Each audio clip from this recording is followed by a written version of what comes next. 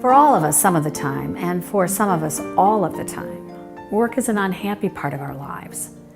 Maybe you're sitting here feeling mild disappointment in your job, or worse, total disillusionment.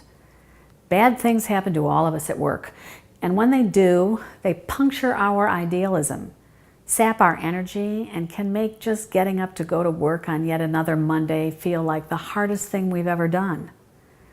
And when we're feeling like that, it's just as hard to figure out what to do next, whether to quit or stick it out, whether to switch companies or careers, whether to hope for better or get used to the truth that if it was supposed to be fun, they wouldn't call it work. Recognizing that not working isn't an alternative, we do our best to cope. Some days we retreat. We watch the clock, count the minutes, and strike off the days. TGIF, thank God it's Friday. And OHIM, oh hell, it's Monday. Year after year, we struggle to get a life, which we understand to mean not spending any more time at work than we have to, so we can get to where the real living is, not working. After all, no man ever said on his deathbed, "I wish I had spent more time in the office." Speaking of deathbeds, I've noticed too that at funerals I attend, the eulogists rarely mention the decades of time the deceased spent working and talk instead about what a wonderful husband, father, grandfather, and friend he was. But that makes sense, doesn't it? Love is at the heart of a life well lived, and it's people we love. Work won't love you back, the saying goes. Or will it? I'd like us to consider the opposite idea, that work can love us back, and maybe, just maybe, it will, if we dispose ourselves to it in a way that allows it to happen by the grace of God. So let me begin with a true story about two young men, one who let his work love him back, and another who made sure it would not. Separated by nearly a century in time, two men take jobs at the post office. Neither one of them wants to be there. Instead, each dreams of becoming a great novelist. But dreams don't put food on the table, and so they trade their dreams, at least for a time, for an income. Their work is identical: menial, repetitive, boring, poorly paid, and far beneath their great intellectual gifts. But they slog it out for the sake of a paycheck. In the end, both of these men became what they dreamed of: famous and successful authors, one of them even winning a Nobel Prize for literature. Once they were famous, they looked back on their years of toil in the Postal Service. Let me read what each of them said about exactly the same work, and as I do it, it will become crystal clear why one of them became happy and the other stayed absolutely miserable. Anthony Trollope, one of the Victorian age's most prolific novelists, the author of the Palliser novels, Barchester Towers, Phineas Finn, and The Way We Live Now, described his time in the Irish post office back in 1835 this way: "When at the age in which others go to the universities, I became a clerk in the post office. I did not think it a high calling, but I did not know then how very much good work may be done by a member of the civil service who will show himself capable of doing it. The post office at last grew upon me and forced itself into my affections. I became intensely anxious that people should have their letters delivered to them punctually." Almost 100 years later, from 1921 to 1924, William Faulkner, the man who would become the 1949 Nobel Prize winner for literature and the Pulitzer Prize-winning author of The Sound and the Fury and As I Lay Dying, was a postmaster at the University of Mississippi. He was, by his own admission, a bad one. He sat behind the counter playing bridge and mahjong with his friends, ignoring customers for hours. He spent time writing when he should have been working, and he occasionally got so far behind in his postal work that he simply threw out the mail. Eventually, he was fired. When he left the Postal Service, Faulkner famously said, "I reckon I'll be at the beck and call of folks with money all my life, but thank God I won't ever again have to be at the beck and call of every son of a bitch who's got 2 cents to buy a stamp." So there we have it. Two different men doing the same tasks, under the same conditions, making the same money. Somehow one is miserable and the other is not. Trollope let happiness, joy, and deep satisfaction find him in his work, in the only way it ever finds any of us anywhere, in the very much good we do for other people. Because he could see the people behind the letters and stamps, the sorting and delivery, the bad weather and biting dogs, the post office forced itself into his affections, as he so quaintly put it.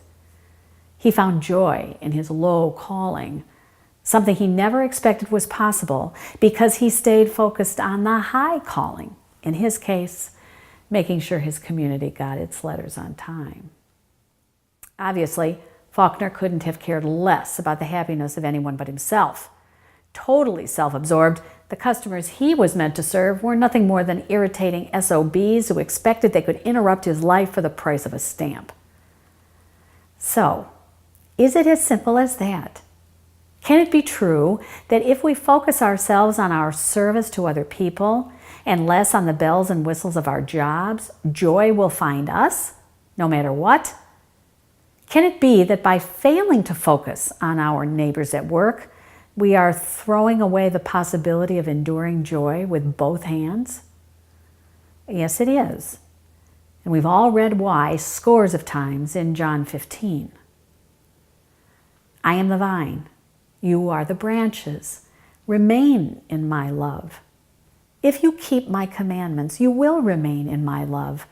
I have said these things to you so that my joy may be in you and that your joy may be complete. Complete joy is what God wants for us in our work lives, just as he does everywhere else. Joy is not only possible, but will be automatic, as St. Thomas Aquinas puts it. Joy is a response to having been united with what we love. To be united with him whom we love with all our beings, we must simply keep his commandments and do what he tells us to do in the very next verse. Love one another as I have loved you. Our jobs may take place in hospitals, courtrooms, laboratories, or skyscrapers. We may do our daily tasks with our hands, our voices, or by clicking on keyboards. Our companies may be organized for profit or not. Our tasks may be called patient care, social services, financial management, education, or science. The pay may be high or low, the promotions fast or slow, the tasks repetitive or not. In any case, and in every case, there are people to serve, colleagues to work with, and competitors to spur us on. If we love them the way Christ urges us to love them, with the self-giving benevolence of Christian love, joy will come to us because we branches have stayed connected to his vine. But if we fail in this call to love, we will be cut off from his vine, severed branches, withering, miserable, all alone. The first question to ask ourselves then is, are we attached to the vine as we go to work each day? Do we consistently love these work neighbors of ours, our customers, our co-workers, and our competitors, the people with whom we spend 80 hours a week for 40 years of our lives? We know we don't. Yes, I know, some of these people aren't lovable. But tonight, let us consider that because we put our work neighbors in an entirely different class of people than we put our family, friends, and community neighbors, we sometimes give up even trying to love them. It's true, they can make life painful. So can our families.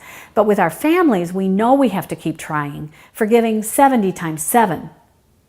But we often do the opposite at work, protecting ourselves from pain with cynicism and a defensive dislike of others that only serves to harden our hearts in the long run. We don't realize how much damage we're doing to ourselves every day in a place where God means for us to find joy. Perhaps some of you have seen Mad Men, the TV series about advertising agency life in the 60s. In one episode, there's an encounter between Megan, the former secretary and now the boss's wife, and Peggy, the copywriter. Peggy has just made yet another sarcastic, nasty remark about a client, and Megan retorts, "You see, this is why you're all so miserable. You don't know how to smile. You only know how to smirk. You can't find happiness in the middle of all that cynicism." She's right. Cynicism is the great enemy of the benevolent love Christ asks us to extend our work neighbors, and it creeps up on us slowly. We react to the inevitable frustrations and disappointments at work with one of those tiny angers C.S. Lewis said is the beginning of the corruption of our virtue. With every jealous remark about a colleague, with every sarcastic criticism of a manager, with every bitter complaint about a customer, with every snide attack on a competitor, we inflict on ourselves a scrape of the saw or the blow of the axe that soon has us completely cut off from the vine, a lonely branch dying on the ground. We don't want to die, though, and we want to live. But can a branch that's been chopped from a vine stay alive? Yes, it can. All you have to do is put it in a vase and add some water. A branch in a vase is a perfect metaphor for the work lives many of us endure. It's true, we're cut off from the vine, but we console ourselves that at least we're in a pretty vase, a well-known company, an impressive job title, a corner office. And the water is good too, a lot of money, or at least a steady paycheck, a short commute, casual dress, a big budget, perks. Hey, we're alive. It's true.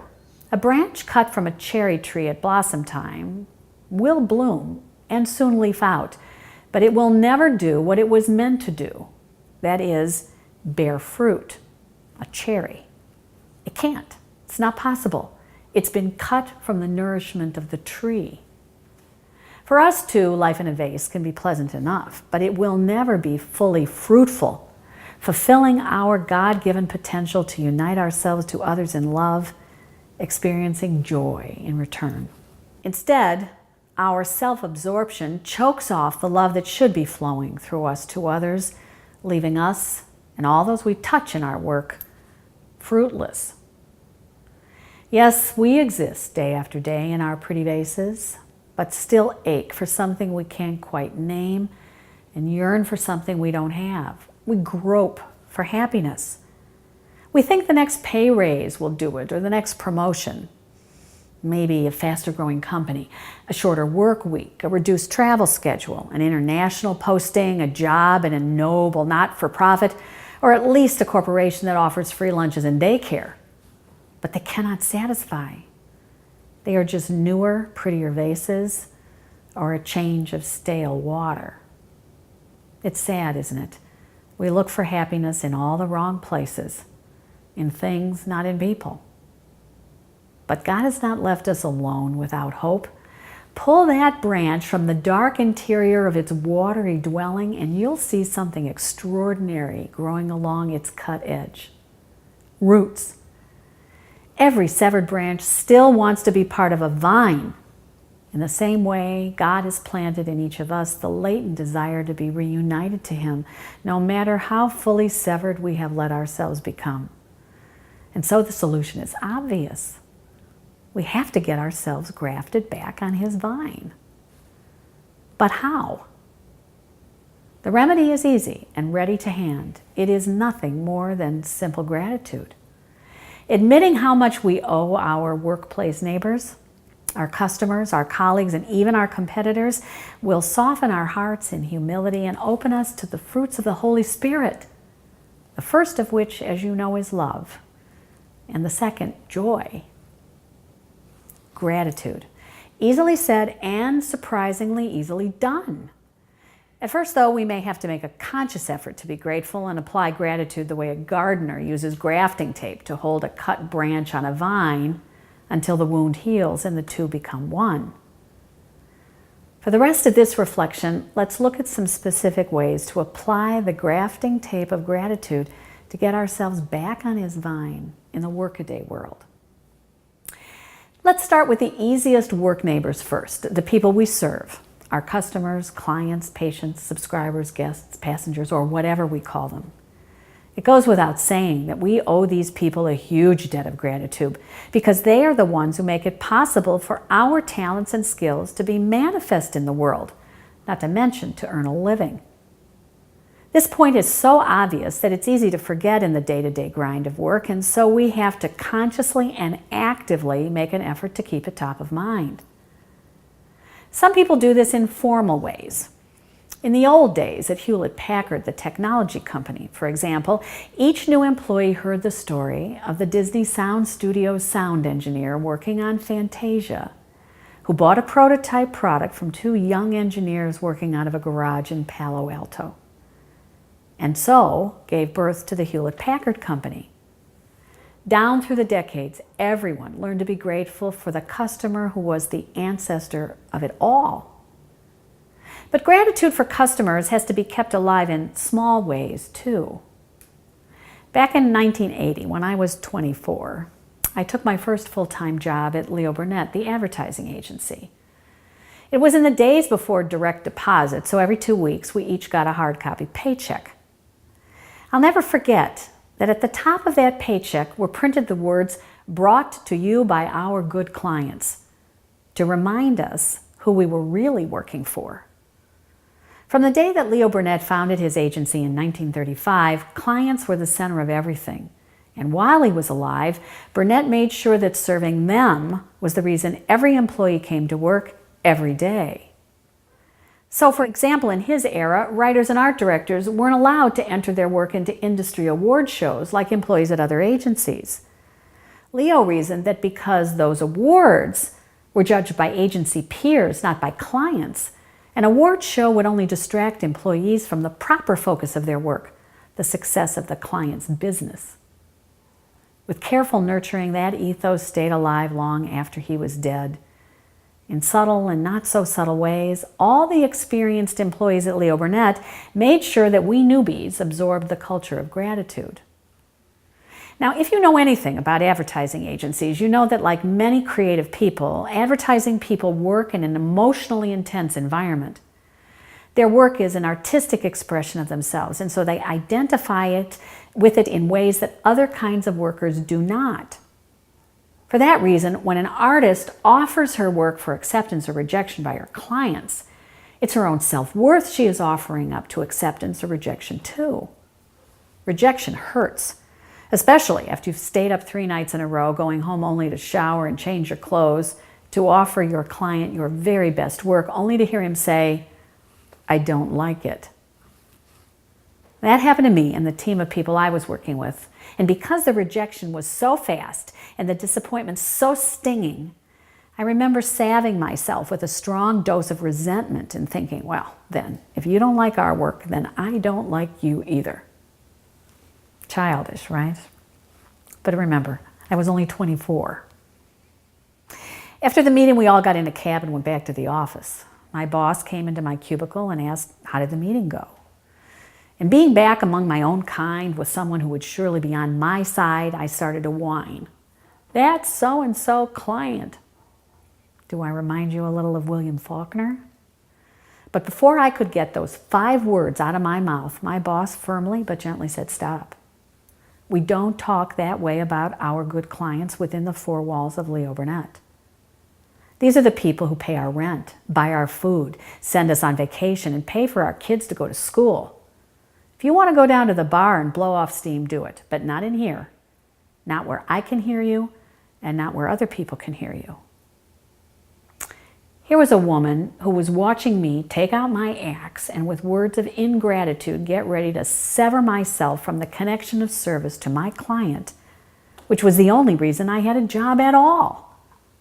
Unlike William Faulkner, my boss Barbara didn't think clients were people who interfered with our artistry and made our lives irritating, but people who gave us opportunities to work, to earn, to learn, and to grow. She wanted me to remember it too. So she simply told me to stop. And I've never forgotten that lesson. Barbara was 26. Through the prophet Isaiah, God said, as high as the heavens are above the earth, so high are my ways above your ways, and my thoughts above your thoughts. My boss Barbara saw the higher way and helped me see it too before I did myself real damage.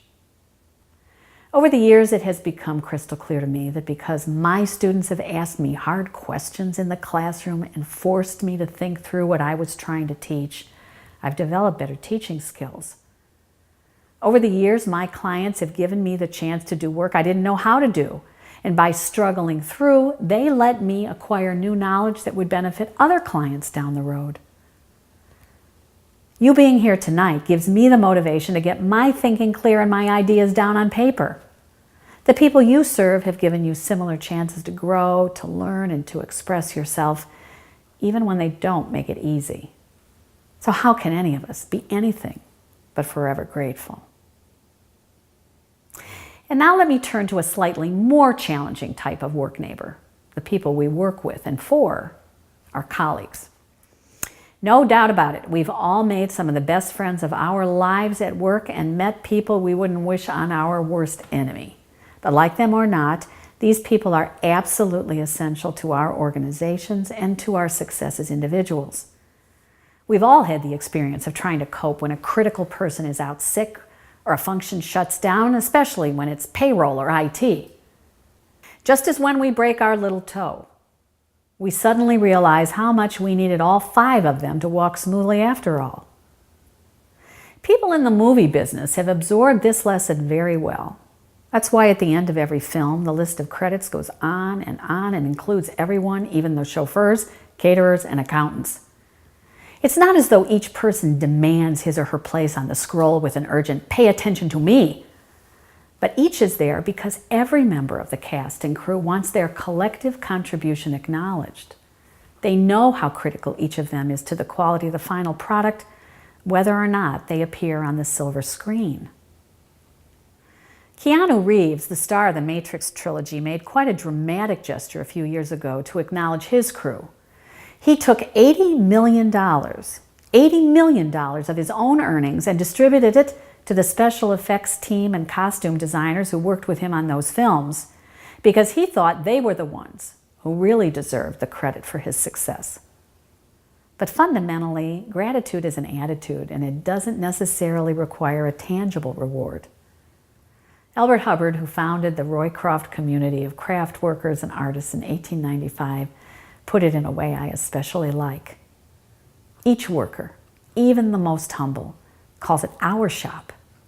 Happy is the man who works each day with loyal, loving friends who are an extension of himself.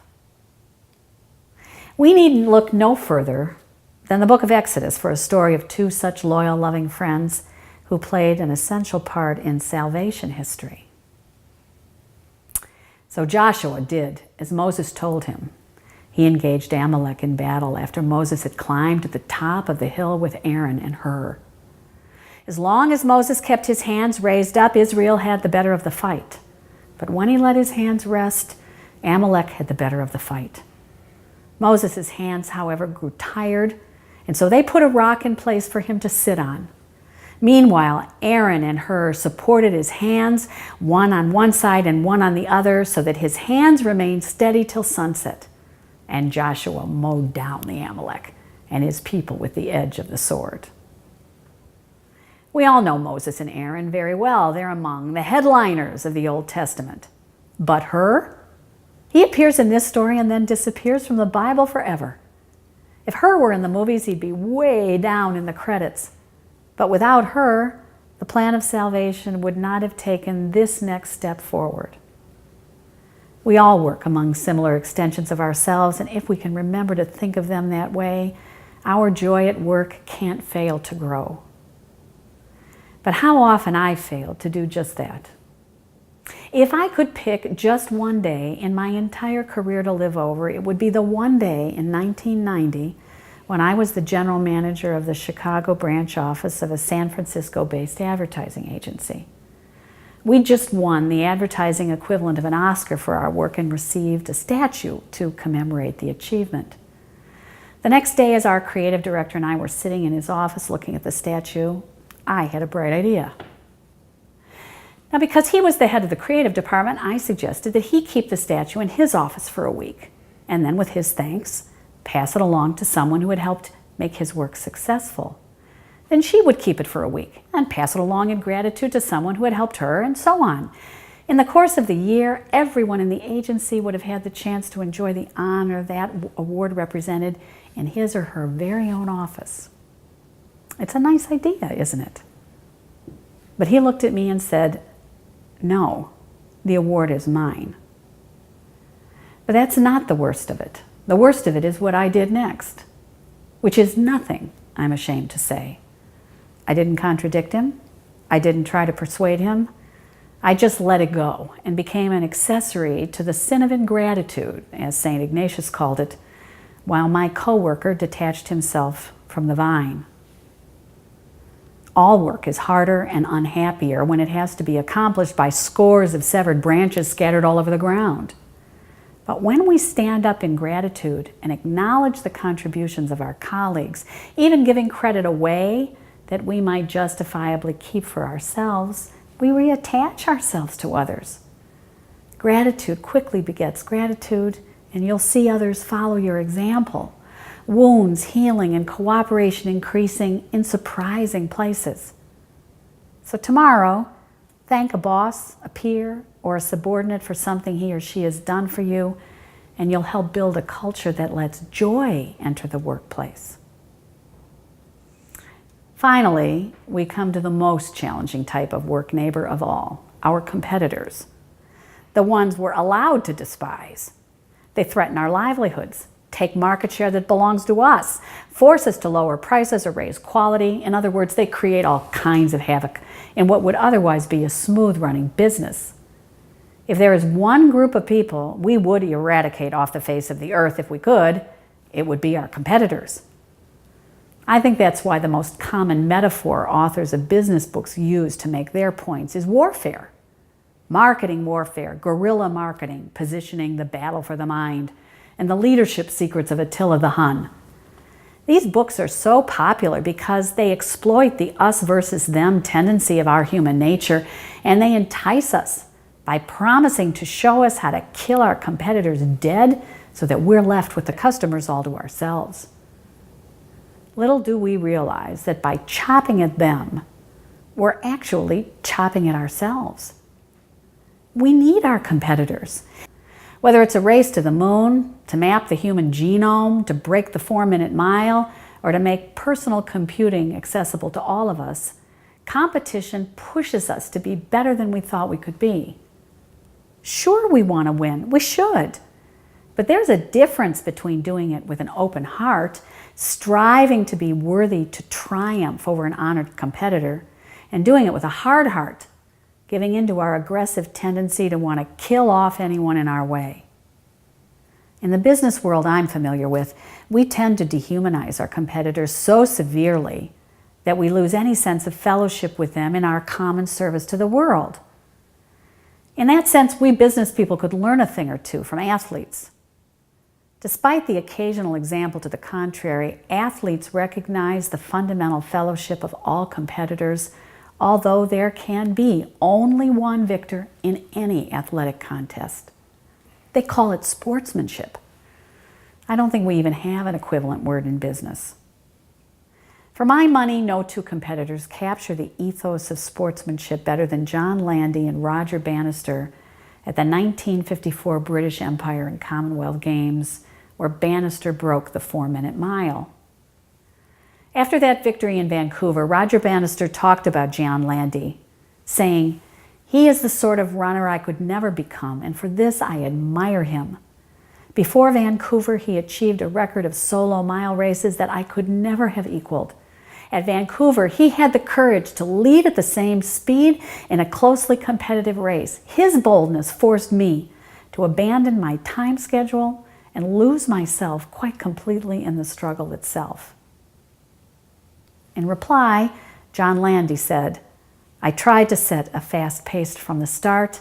I did exactly as I wanted, but I was beaten by a better man today." Not quite the tone of Vince Lombardi's classic remark, "Show me a good loser, and I'll show you a loser." Now at the stadium where it happened, there is now a statue commemorating the breaking of the 4-minute mile. It is not of one man, but of two men. The winner, Roger Bannister, and the honored competitor who made it possible, John Landy. A month later, John Landy broke the barrier too, and within 5 years, so did 20 other people. Before breaking the record, Roger Bannister said, "More people have climbed Mount Everest than have broken the 4-minute mile. Today, high school students do it. The fastest mile is now 3 minutes and 43 seconds. No doubt about it, without our competitors nipping at our heels, we'd all be a bunch of flaccid runners. When we can be grateful to them for pushing us, even though sometimes we lose, we stay on the vine and experience the joy of competition and not just the thrill of victory or the agony of defeat. Just before St. Paul closes his first letter to the Thessalonians, he gives that community one last instruction to help them hold on to their well-being. Render constant thanks. Such is God's will for you in Christ Jesus. And that's where I'd like to close. Gratitude, thanksgiving, it is daily within our power, no matter where we are on the corporate totem pole. It is within our capabilities, no matter how small our job. It is within our energy, no matter how hard we're working. And we get stronger with practice. To help you in your gratitude practice, let me leave you with 3 simple questions to ask yourself and to encourage your colleagues to ask themselves too. First, how have your customers been your support or inspiration, helping you to learn, grow, and achieve? Second, how have your colleagues helped you to accomplish something that would have been difficult, if not impossible, without them? And third, when have your honored competitors pushed you to do your best? In answering those questions, we experience the heart-opening effects of gratitude and to the healing grace of God as each day He knits us tighter and tighter back on His vine. Here's a beautiful excerpt from Isaiah 58 that I think says it all. If you remove the yoke from among you, the pointing of the finger, the speaking of evil, then your light shall break forth like the dawn, and your wound shall be quickly healed. The vindicator shall go before you, and the glory of the Lord shall be your rear guard. The Lord will guide you continually and satisfy your needs in parched places, making your bones strong. And you shall be like a watered garden, like a spring of water, whose waters never fail. Your ancient ruins shall be rebuilt. You shall raise up the foundation of many generations, and you shall be called repairer of the breach. Isn't that lovely? Repairer of the breach. Wounds healing, joy flowing, at work of all places.